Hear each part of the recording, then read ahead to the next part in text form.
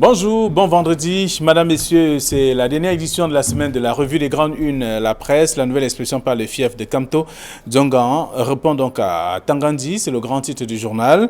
Le journal explique simplement ce matin que le conseiller spécial du président du mouvement pour la Renaissance du Cameroun analyse le choix des 3 régions que le ministre demande donc de mettre sous haute surveillance et indique comment en réalité le Cameroun est donc reparti en 4 catégories selon le pouvoir de Yaoundé. C'est à lire en page 2 du journal. Le même journal parle également des marches du 22 septembre des ONG et l'appel de Kamto. Le sujet a été évoqué au cours d'un point de presse donné hier jeudi 17 septembre 2020 dans la ville de Douala. C'est en page 3. On parle de Maître de Kribi, la tête du sous-préfet réclamé. Le collectif des avocats de Lydienne Tabac exige que le meurtrier encore illégalement gardé à vue soit donc enfin présenté donc au tribunal. C'est en page 2 et on s'intéresse aussi à la rentrée avec la rentrée scolaire.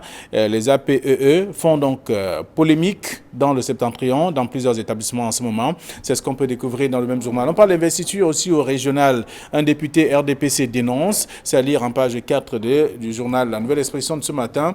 L'autre information, l'autre journal, c'est le Messager qui est disponible en kiosque ce jour. Le journal parle donc de Luc Messi à Tangana sur le grill. C'est le titre proposé par le journal. Le maire de la ville accusé de s'arroger donc les pouvoirs indus sur la police municipale et la gestion des terres ou des territoires en violation du code général des collectivités territoriales décentralisées. C'est ce qu'on découvre en page 3 du journal ce matin. Le journal parle également des droits de pension avec Germaine Aïdio qui répond donc à Alice Com.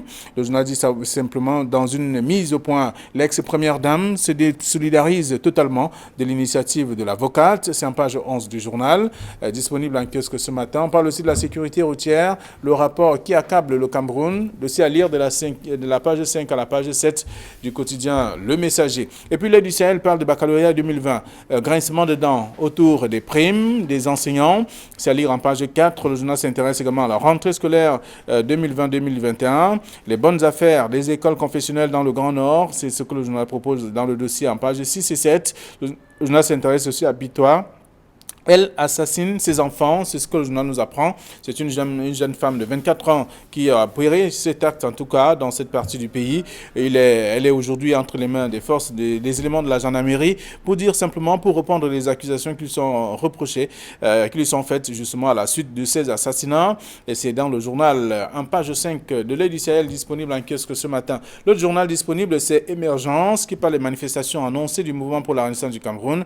Les interdictions de manifester peuvent-elles empêcher les manifestations? C'est une question, mais est-ce qu'une marche avec pour mot d'ordre de grève, mot d'ordre le départ de Paul Biya est donc anticonstitutionnel? C'est une question aussi. 13 experts s'affrontent déjà autour de cette question. C'est dans le journal Émergence, comme tous les vendredis. Le journal parle également des régionales, la Bafia, Zizani, dans le choix du candidat. Le journal s'intéresse aussi à la crime, et qu'on parle des crimes économiques avec la liste des biens de Mebengo dévoilés. C'est dans Émergence. Le quotidien Le Jour parle donc du tribunal criminel spécial, ce que la justice reproche donc à Edgar Alem Bengo. C'est à lire dans le journal ce matin.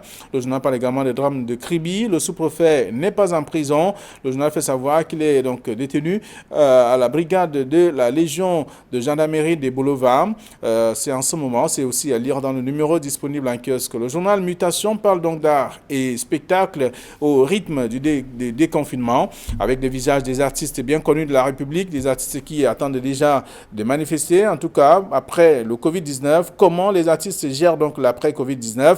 C'est un dossier à lire de la page 4 à la page 6 du journal ce matin. Le même journal parle également de la police municipale. Nouvelle affaire à Yaoundé en page 9 de ce numéro disponible en kiosque ce matin également. Le journal Cameroun Tribune parle des candidatures aux régions, au régional, donc week-end décisif selon bien sûr le tabloïd. L'heure donc est à la finalisation des listes au sein des états-majors dans la plupart ou dans la perspective de leur dépôt au niveau des démembrements départementaux de l'ECAM au plus tard mardi prochain. C'est le journal qui le dit dans le dossier de la page 6 à la page 7. Le journal a également d'autres informations ce matin. L'autre journal, c'est l'économie qui est en kiosque, qui parle des pays en développement. La Banque mondiale dresse donc le bilan de ces 5 ans d'action climatique. C'est dans le journal avec d'autres informations aussi, mais on va terminer avec le journal L'Essentiel qui parle des hôpitaux militaires. 70% des malades sont donc des civils. C'est ce que le journal nous dit ce matin. C'est un autre dossier que je vous invite à lire dans L'Essentiel de ce vendredi. Voilà ce que la presse nous propose. Georges Semé, bonjour et bienvenue. Merci. Bonjour à vous, M. Ndongo. Bonjour à tous ceux qui nous regardent ce matin. Bonjour particulièrement à nos téléspectateurs du Septentrion, une région où Equinox Télévision a un téléspectateur de luxe. Il s'agit du gouverneur de la région de l'extrême nord, M. Bidiawa Bakari. Et on se demande comment il fait pour à la fois regarder les programmes d'Equinox Télévision, surtout la revue des grandes unes, et s'occuper de cette tâche régalienne qui incombe à sa mission de gouverneur de la région de l'extrême nord. Mais il trouve quand même le temps de nous regarder. Bonjour à vous, monsieur le gouverneur. C'est une question d'organisation, on va le dire peut-être. Bonjour, Camille Nelly. Bonjour, Flavien Ballon-Dongo. Bonjour, Georges Semé. Bonjour, téléspectateurs d'Equinox Télévision. Bonjour aussi, bien entendu, au gouverneur de l'Extrême Nord, qui, à en croire certains de ses proches, a une affection particulière pour la revue des grandes unes. Bon, il est vrai que c'est cette revue qui lui permet, qui permet à lui et à tous ses autres homologues de savoir en début de matinée ce qui s'est dit dans la journée, surtout eux qui sont loin, la température. Ceux qui sont loin à l'extrême nord là-bas, parce que les journaux, est-ce que vous savez que Camon Tribune met 2 jours avant d'arriver à l'extrême nord? Combien d'autres tabloïds? Comme tous les autres tabloïds, c'est-à-dire ils sont toujours en déphasage avec l'information. C'est certainement cela qui explique que les plus hauts responsables suivent scrupuleusement la revue des grandes unes chaque matin. Très bien, merci. Merci donc à tous cela et merci de rester toujours scotché, comme on le dit, ce programme. Alors donc, le journal ce matin, la nouvelle expression par les fiefs de Kamto, avec Zongan qui répond à Tangandi.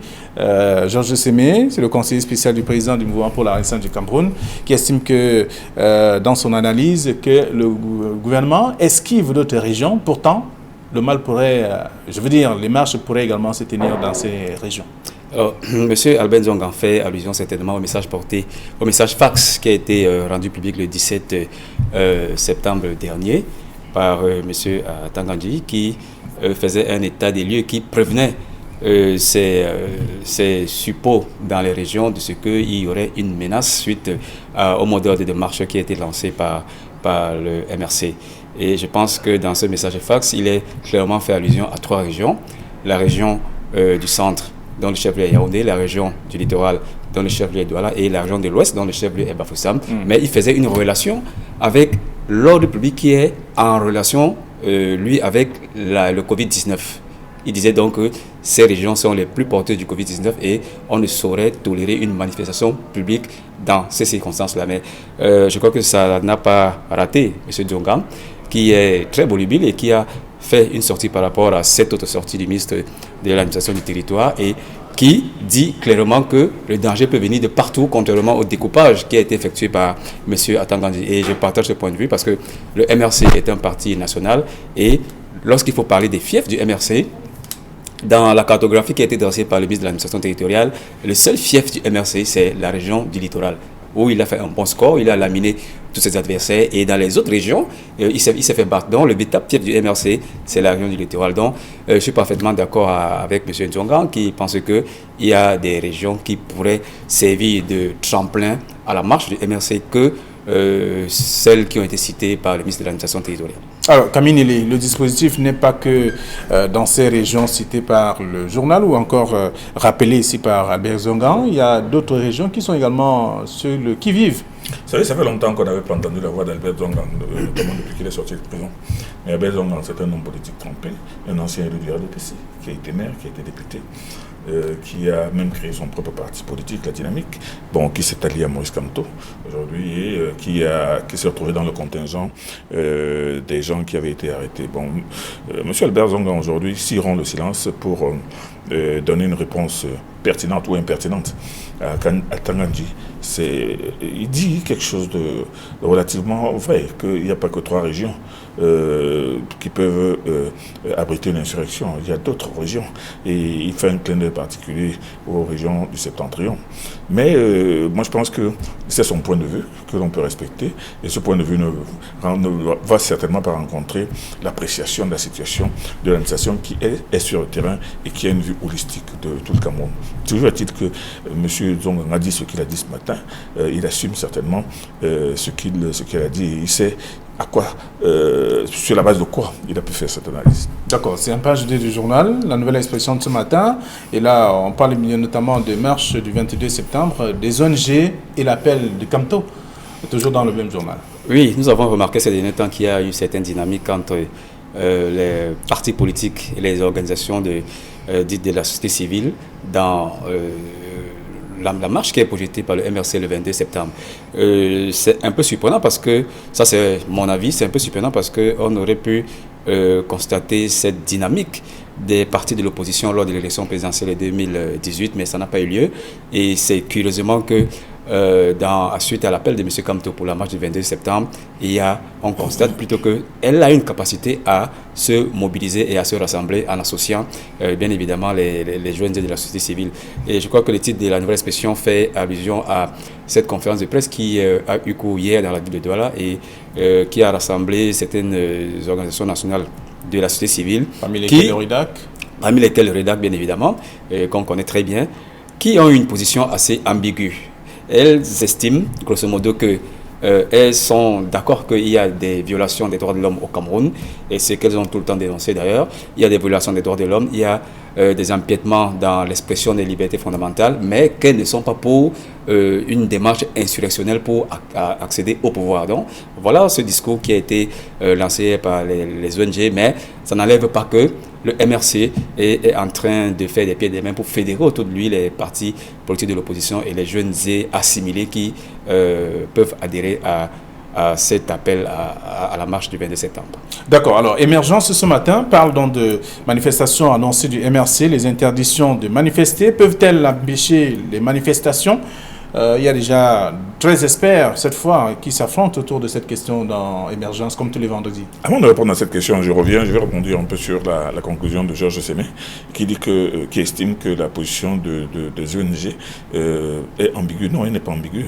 La position de Mme Ngombe est claire. C'est-à-dire que les ONG ne sont pas d'accord pour des manifestations publiques dont l'ambition est de chasser le président de la République. Mais par contre, ces ONG reconnaissent qu'il y a un certain nombre de griefs que ces ONG dénoncent depuis un bon bout de temps, qu'il y a un certain nombre de choses qui pourraient être faites si vraiment le gouvernement associait les ONG, notamment.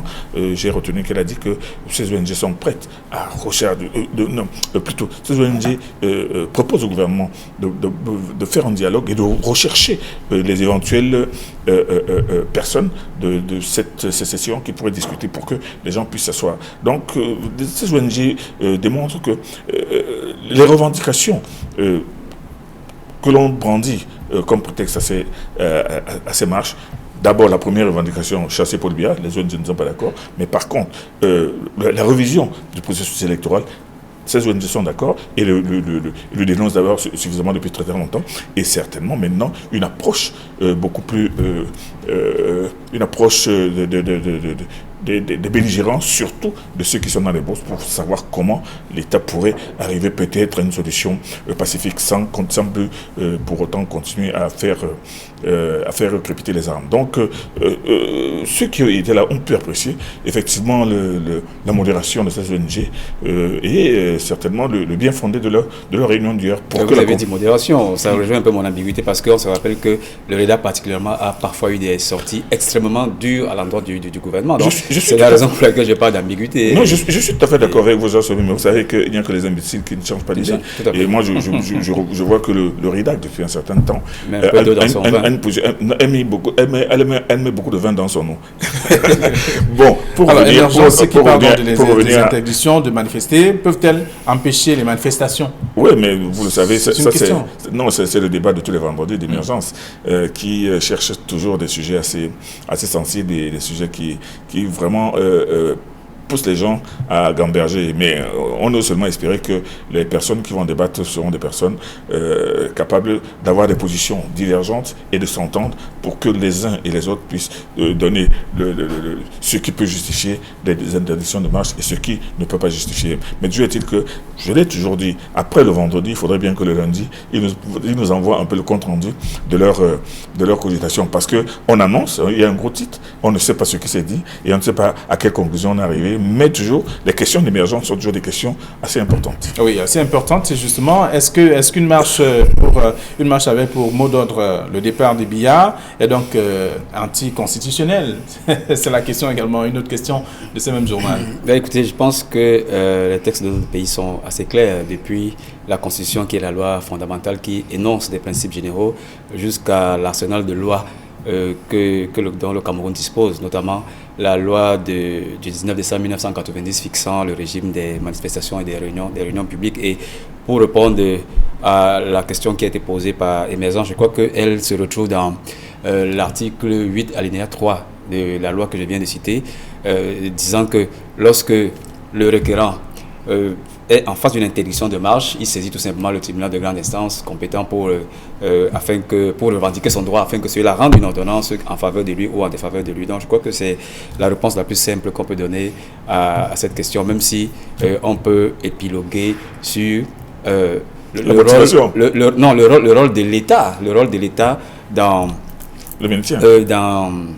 Dans la préservation des libertés d'expression.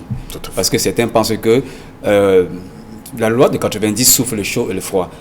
D'un côté, on dit qu'on vous donne un récépissé lorsque vous déclarez votre manifestation. De l'autre côté, on dit toutefois, le sous-préfet et les chefs de district peuvent interdire la manifestation s'ils estiment que l'ordre public peut être gravement menacé. Donc je crois qu'on donne à la fois, on tient une main de fer dans un gant de velours. On donne la chèvre et on tient la corde. Voilà, une main de fer dans un gant de velours. Et je pense que ça rentre un tout petit peu dans tout l'arsenal des revendications que pose aujourd'hui la majorité des partis de l'opposition, depuis le code électoral jusqu'à la loi sur les manifestations publiques, etc. etc. Et je crois que en l'état actuel du contexte sociopolitique de notre pays, on a le devoir quand même de revendiquer qu'un certain nombre de tests soient toilettés afin de s'accommoder au contexte sociopolitique actuel. Mais Georges, c'est bien, vous direz tout ce que vous voudrez, mais je ne sais pas combien de préfets de sous-préfets peuvent donner l'autorisation d'une manifestation qui a pour sujet marcher pour demander à ce que Paul Biya soit chassé. Je ne sais pas quel sous-préfet peut prendre cette responsabilité-là. D'accord. Alors, donc, lorsqu'on a lu, on peut avoir une idée sur les réponses posées par je vais dire une idée des réponses des questions posées par le journal Émergence ce matin. Les insurrections de manifester, les interdictions de manifester peuvent-elles empêcher donc les marches ou les manifestations? Et en même temps, on peut parler aussi d'autres choses dans le journal, mais 13 experts déjà s'affrontent autour de cette question dans le journal. Je vous invite d'ailleurs à lire la suite, parce qu'il faut déjà avoir une idée aussi de ce que les autres ont proposé. Alors, à la suite de ces marches et autres, il y a dans le messager Fritz Ngor qui estime que qui dit qu'on ne doit pas prêter le flanc à l'insurrection. Écoutez, les avis sont très divergents. La classe politique est partagée entre la démarche du MRC et le respect des textes. Monsieur Fizingor, c'est un sympathique homme politique qui a un parti politique qui se nomme le MEC, je crois, le Mouvement des écologistes du Cameroun, qui a participé, je crois, également à plusieurs élections. Deux élections présidentielles dont son avis compte. Il a choisi de prendre le parti de la légalité de la République, comme d'autres face à lui ont pris plutôt le mouvement de la marche comme le CPP et d'autres mouvements. Donc je pense que chacun peut s'exprimer comme il veut sur la question, mais il reste que il y a les lois et il y a ceux qui veulent le changement des lois, dont le MRC. Et on attend de voir ce qui va se passer le 22 mai. Il y a des clivages sur cette position. Hier, il y a eu une grosse manifestation à Douala, où on a vu l'entrée en scène des mototaxis qui estiment qu'ils ne vont pas être manipulés par ces personnes qui demandent à ce qu'ils marchent. Il y a eu le message du gouverneur de la région littorale qui estime également que l'insurrection ne viendra pas de Douala, etc., etc. Donc il y a, je crois, ces clivages idéologiques qui naissent de ce que le MRC a demandé à ce qu'il y ait une marche le 22 septembre. D'accord. En tout cas, on peut lire ça en page 11 du journal, parlant de Fritz Ngor, qui estime que l'on ne devrait pas prêter le flanc à l'insurrection. Fritz Ngor, c'est comme Georges l'a dit, un ancien candidat à l'élection présidentielle, il participe à 2 élections présidentielles. Ça veut dire qu'on a quand même un parti structuré, on a de l'expérience et on a une certaine vision. holistique de la situation du Cameroun. Bon, Fritz Ngor, lui, il dit noir sur blanc qu'il n'est pas question de chercher à renverser les institutions par l'insurrection. Et il estime, comme beaucoup de personnes qui pensent comme lui, que ce serait ouvrir la voie à l'aventure. Ce serait ouvrir parce que ce n'est pas parce que vous faites une insurrection, vous réussissez à faire partir quelqu'un que pour autant la vie sera rose. On a vu ce qui s'est passé en Libye. Bon, non seulement on a fait partir Kadhafi, mais on l'a tué. Mais la Libye est ingouvernable depuis cette période-là. Idem pour l'Irak. Et donc, Fritz Ngor est de ceux qui pensent que ce n'est pas par la rue que l'on peut changer et que notre constitution stipule bien que pour parvenir au pouvoir, c'est par les élections. Donc, lui, il estime et il a souligné qu'une personne qui a refusé de participer à une élection ne peut pas interdire les autres aussi d'aller à l'élection. Donc, c'est la classe politique est assez divisée sur ce point-là. Et bon, on verra bien ce qui va se passer. Mais il n'en demeure pas moins qu'aujourd'hui, il y a plusieurs catégories de personnes qui se posent des questions sur l'opportunité, justement, d'un coup d'État par la rue. Voilà. Alors, donc, vous aurez l'occasion de lire le sujet en page 11 du quotidien Le Messager. Le journal La Nouvelle Expression de ce matin parle donc de meurtre de Kribi. La tête du sous-préfet est réclamée. C'est un collectif d'avocats qui estime qu'il faut reconstituer les faits et recommencer tout à zéro, reprendre tout à zéro, c'est-à-dire avec l'enquête préliminaire et que la famille soit impliquée. Disons que c'est Maître Dominique Fous, l'avocat de la famille, qui ne lâche pas prise et qui tient à ce que au moins la procédure suive un cours normal. À commencer d'abord par la situation de l'auteur du meurtre, parce qu'il s'agit bien d'un meurtre aujourd'hui. Parler d'assassinat, ce serait parler peut-être un peu vite, parce que l'assassinat suppose la préméditation. Mais le meurtre, au moins, c'est-à-dire qu'une histoire où il y a eu un meurtre causé par quelqu'un. Donc il y a eu meurtre, mais généralement dans des cas comme celui-là, la personne ne reste pas tranquillement dans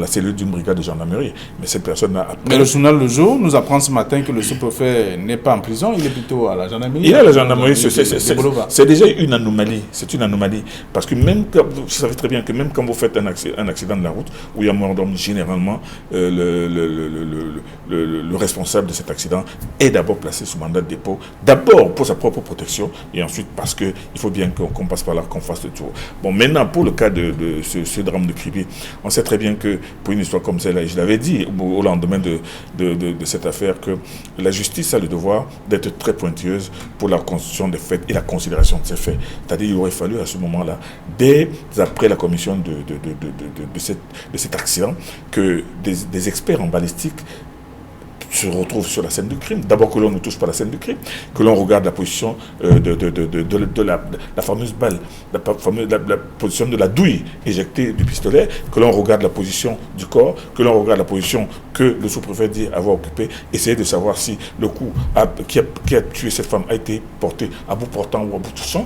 Bref, un certain nombre de considérations techniques qui auraient pu faire comprendre exactement ce qui a pu se passer, parce que l'affaire s'est passée entre deux personnes. Bon, maintenant, après la famille, l'avocat estime qu'aucun membre de la famille, ni même de la défense, n'a assisté à cette reconstitution. Et c'est cette reconstitution qui va permettre, d'ailleurs, d'établir le mobile ou l'inculpation. Meurtre, assassinat, mort, comment on peut appeler ça? Avec préméditation. Ah non, c'est-à-dire qu'on peut même... Cette mort aurait pu être trouvée sans avoir eu l'intention de la donner.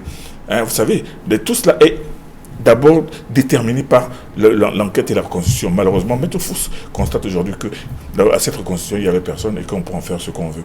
Mais seulement ce qui fait rager le plus sa famille, c'est que le sous-préfet est en train de bénéficier d'un traitement de faveur en restant à la gendarmerie, alors qu'il aurait d'abord dû se trouver en prison. D'accord. Georges Sémé, et que le quotidien Le Jour nous dit que le sous-préfet en question n'est pas en prison, mais plutôt à la légion de gendarmerie. Oui, je pense que la clarification valait la peine, parce que vous voyez déjà le sous-préfet en prison alors qu'il n'est que en détention provisoire à la gendarmerie, à la légion de la gendarmerie des Bolova, je crois.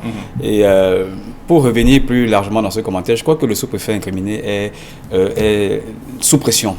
Il est grandement sous pression aujourd'hui, d'abord du fait de la famille qui demande de justice, les avocats qui se sont saisis du dossier, mais également sa hiérarchie qui Rappelez-vous qu'il y a quelques jours, il y a eu des mouvements des sous-préfets et on a décidé de l'envoyer à d'autres fonctions. Donc, ce qui accroît encore sur lui davantage une certaine pression. Mais je pense que le dossier a connu une évolution avec son interpellation provisoire. Je pense que comme c'est un dossier qui est en instruction, comme le disait le doyen, nous ne pouvons nous prononcer lato sensu là-dessus. On ne peut qu'attendre les conclusions de l'instruction et éventuellement la saisine que pourra avoir la justice à ce propos. D'accord. Alors, c'est ce que vous aurez à lire dans la Nouvelle Expression et le quotidien Le Jour de ce matin. Et en même temps, le journal Le Messager parle de droit de pension. Germaine Aïdjo répond à l'ISCOM dans une mise au point à l'ex-première dame. Se désolidarise totalement de l'initiative de l'avocate. Ah, mais ça, c'est un coup de tonnerre qui est frappé ce matin, qui tombe à la une de la Nouvelle Expression ce matin, avec la lettre claire, nette et précise de Madame Germaine Veuve Aïdjo, qui, réagissant justement à cette lettre, d'abord abondamment diffusée dans les réseaux sociaux, adressée à Chantal Biya, que Maître Komalis avait adressée à Chantal Biya, lettre dans laquelle l'avocate dit que Madame Germaine Aïdjo non seulement est malade, mais elle n'a même pas les moyens de vivre et que il faudrait que Madame Chantal Biya fasse pression sur son mari pour que la pension de son mari lui soit reversée. Bon, mais Madame Aïdjo, dans une lettre pathétique mais précise, dit que non. D'abord, elle ne demande pas cela, et que tout le monde sait que depuis la mort de son mari, elle ne demande que deux choses. Un, la réhabilitation de l'image de son mari et le retour de son mari sur cette terre ancestrale. Et troisièmement, cette pension dont on parle, cette pension lui est due, et que de toutes les manières, ce n'est pas à travers la voie de la presse qu'elle va la demander, et qu'elle se désolidarise complètement de cette action de Maître Nkom avec qui elle n'a jamais eu aucun contact. Bon, mais avant cette lettre de Madame Germaine Aïdjo, vous vous souvenez qu'il y a 2 jours, Madame Aïdjo, comment elle s'appelle, Aminata Aïdjo a envoyé une lettre pour dire que elle n'accepte pas ce genre d'intrusion, et que sa famille n'a jamais demandé ce genre de choses. Donc, vous voyez que Madame Maître Nkom se trouve alors dans une situation assez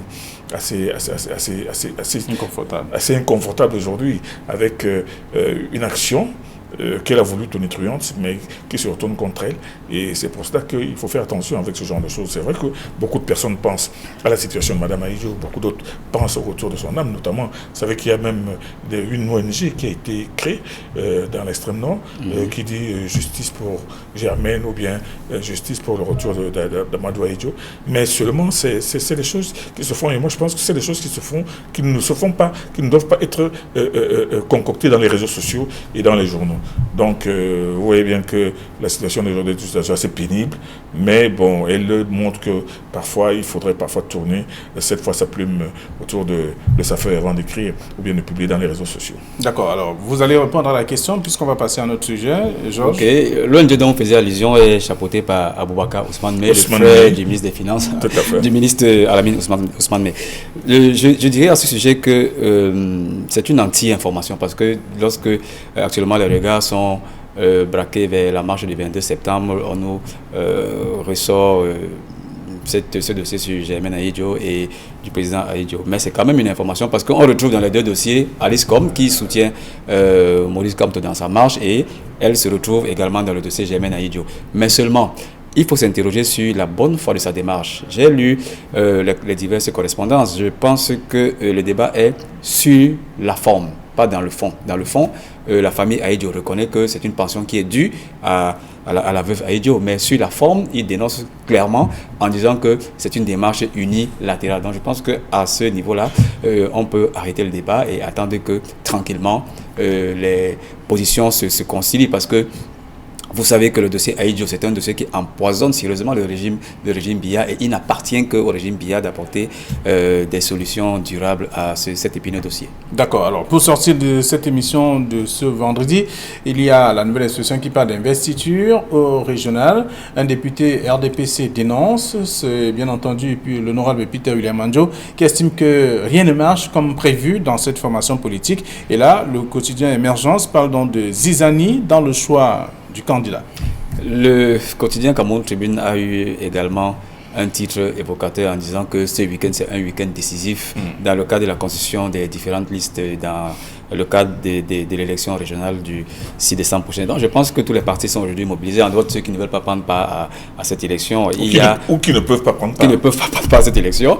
Et il y a certaines voix s'élèvent au sein même des partis en disant qu'il y a des magouilles, des petits patouillages, comme on l'a toujours vu dans les partis qui sont structurés, les grands partis qui sont structurés et qui prennent part régulièrement aux élections.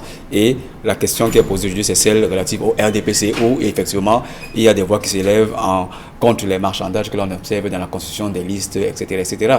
D'autres journaux ont mis sur une que dans la liste du Fundi, il y a plus de places. Il y a plus de candidats que de places. Donc, je pense que c'est une question actuelle, c'est un sujet épineux, mais la question va se régler bien évidemment au sein des partis politiques afin qu'on ait des élections régionales assez saines. Voilà. Mais moi, je pense que si l'honorable Peter William Mandio